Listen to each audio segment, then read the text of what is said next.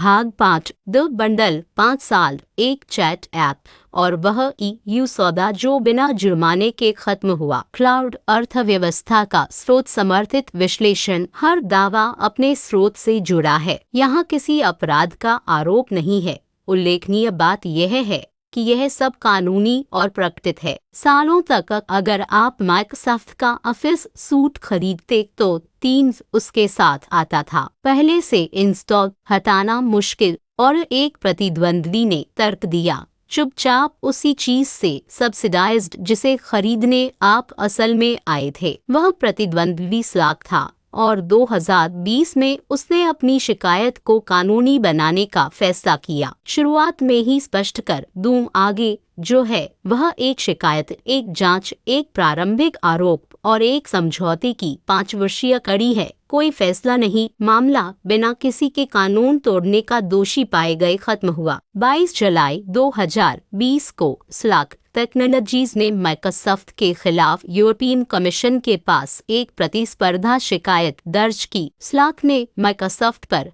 अवैध रूप से टीम्स को अपने प्रभुत्वशाली ऑफिस सूट से बांधने, लाखों के लिए जबरन इंस्टॉल करने, इसे हटाने से रोकने और एंटरप्राइज ग्राहकों से असली लागत छिपाने का आरोप लगाया। स्लाकोन एमान्युअल स्लाक के अपने शब्दों में, माइक्रोसॉफ्ट ने illegally tyre it's teams product into its market dominant office productivity suite, force installing it for millions of back in its immobile unhidden to enterprise customers किया था। स्लाक, ये स्लाक के शब्द और स्लाक के आरोप हैं, निष्कर्ष नहीं और मेरे नहीं। 3 साल तक सार्वजनिक रूप से ज्यादा कुछ नहीं हिला। 40,721 इस बारे में कि क्या माइक्रोसॉफ्ट ने टीम्स को ऑफिस 365 और माइक्रोसॉफ्ट 365 से बांधकर और प्रतिद्वंदी संचार उपकरणों के साथ इंटरऑपरेबिलिटी सीमित करके एक प्रभुत्वशाली स्थिति का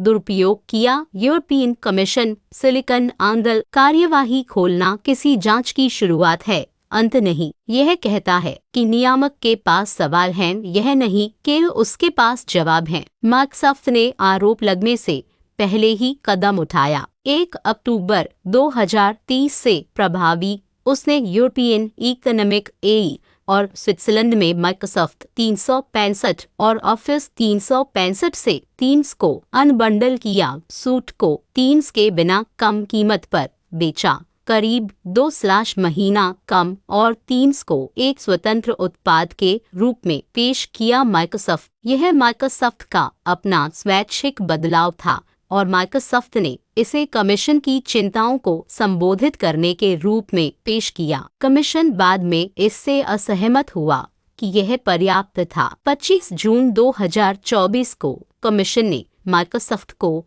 एक स्थितिमत ऑब्जेक्शंस भेजा, अपना प्रारंभिक विचार रखते हुए कि माइक्रोसॉफ्ट ने टीम्स को अपने बिजनेस सूट से बांधकर आर्टिकल 102 TFUE का उल्लंघन किया। कमीशन ने जोर दिया कि यह कदम परिणाम का पूर्वानुमान नहीं लगाता। यूरोपियन कमीशन तक कंच, यही वह सीमा है जो मायने रखती है, इसलिए इसे धीरे से पढ़िए। एक स्थितिमत ऑब्जेक्शंस एक प्रारंभिक आरोप है, फैसला नहीं। जैसा तक कंच ने तब कहा, no final decision of fines have been imposed तक कंच, और उस प्रारंभिक आकलन में कमीशन का विचार था कि माइक्रोसॉफ्ट की 2023 की अनबंडलिंग पर्याप्त नहीं थी, कि प्रतिस्पर्धा बहाल करने के लिए और बदलाव जरूरी थे।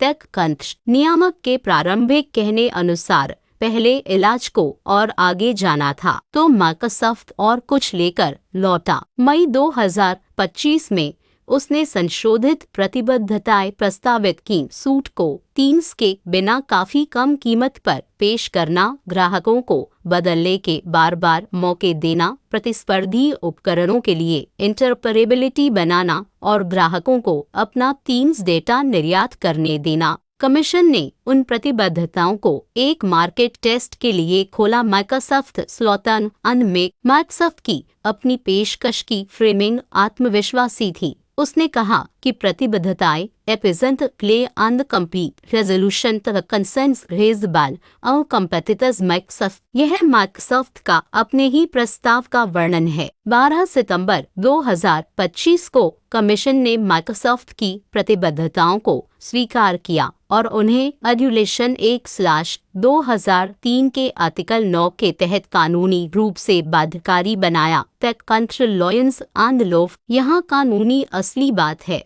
और यह दोनों ओर कटती है। एक आर्टिकल 9 निर्णय अपने डिजाइन से किसी मामले को बिना इस निष्कर्ष या स्वीकारोक्ति के सुलझाता है कि माइक्रोसॉफ्ट ने EU कानून का उल्लंघन किया और बिना किसी जुर्माने के, जैसा लॉयंस एंड लॉफ समझाते हैं। Article 9 allows a commission to make commitments legally binding without formally concluding wherein an infringement occurred। Lawrence and Love Microsoft अब जो करने के लिए बाध्य है वह असली है। प्रतिबद्धताएं 7 साल चलती हैं और इंटरऑपरेबिलिटी व डेटा पोर्टेबिलिटी दायित्व 10 साल टिकते हैं, जिनकी निगरानी एक मॉनिटरिंग ट्रस्टी करता है। Take control lions and laugh commission की प्रतिस्पर्धा प्रमुख तरी सलाबर ने कहा कि यह निर्णय for 7 years or more Microsoft's commitments to put an end to its time practices को बाध्यकारी बनाता है। टेक कंट्रोल फिर शिकायतें खत्म हो गई। मार्केट टेस्ट के बाद दोनों शिकायतकर्ताओं स्लैक सेल्सफोर्स के स्वामित्व में और अल्फाव्यू ने माइक्रोसॉफ्ट के खिलाफ अपनी शिकायतें वापस ले ली। CNBC शिकायत वापस लेना किसी के गलत काम की स्वीकारोक्ति नहीं, यह पक्षों का पीछे हटना है। माइक्रोसॉफ्ट ने इसे हार के रूप में नहीं लिया और न्याय संगत रूप से कानूनी रिकॉर्ड उसकी फ्रेमिंग का समर्थन करता है। कंपनी ने कहा कि वह प्लीज्ड इस मत है और अपनी प्रतिबद्धताओं को प्रतिस्पर्धी चिंताओं का क्लियर एंड कंप्लीट रेजोल्यूशन बताया। माइक्रोसॉफ्ट कोई उल्लंघन नहीं पाया गया, कोई जुर्माना नहीं भरा गया। राई माकल, मैं आपको यह नहीं बता रहा कि माइक्रोसॉफ्ट ने कानून तोड़ा। कमीशन ने ऐसा कभी नहीं पाया। मामला बिना किसी निष्कर्ष के बंद हुआ और कोई जुर्माना नहीं था, इसलिए मैं भी नहीं कहूँगा। जिस चीज पर मैं बार बार सोचता हूँ वह इसका आकार है। 5 साल इलाज के 2 दौर इंटरऑपरेबिलिटी पर एक बाध्यकारी 10 वर्षीय पट्टा और इसका कारण महज एक चैट ऐप था जो उस उत्पाद पर सवार होकर आया जिसे आप पहले ही खरीदने का फैसला कर चुके थे। डिफॉल्ट इंस्टॉल्ड सॉफ्टवेयर को बाजार मोड़ने के लिए किसी खलनायक की जरूरत नहीं, आपको बस बंडल को सबसे आसान रास्ता बनाना है। मेरे लिए संकेत यह है कि पहला इलाज पर्याप्त नहीं था और दूसरा 1 दशक चलता है। यह किसी गैर मुद्दे की भाषा नहीं है, बुरे तंत्र, बुरे लोग नहीं, और एक प्रतिबद्धता फाइल जो सुर्खियों के आगे बढ़ने के लंबे समय बाद चुपचाप लागू होती रहेगी। आपको मेरी राय माननी नहीं है। शिकायत स्टेटमेंट अध्यक्ष माइक्रोसॉफ्ट की अपनी घोषणाएं और आर्टिकल 9 निर्णय के लॉ फर्म विश्लेषण सब ऊपर जुड़े हैं, खुद उन्हें परखें। इस वीडियो का हर आंकड़ा कंपनियों के अपने दस्तावेजों में मौजूद है। आपको हम पर भरोसा करने की जरूरत नहीं। हर स्रोत को एविडेंस एक्सप्लोरर में खुद जांचें। यह दस्तावेजी श्रृंखला का भाग 5 था। बुरे सिस्टम, बुरे लोग नहीं।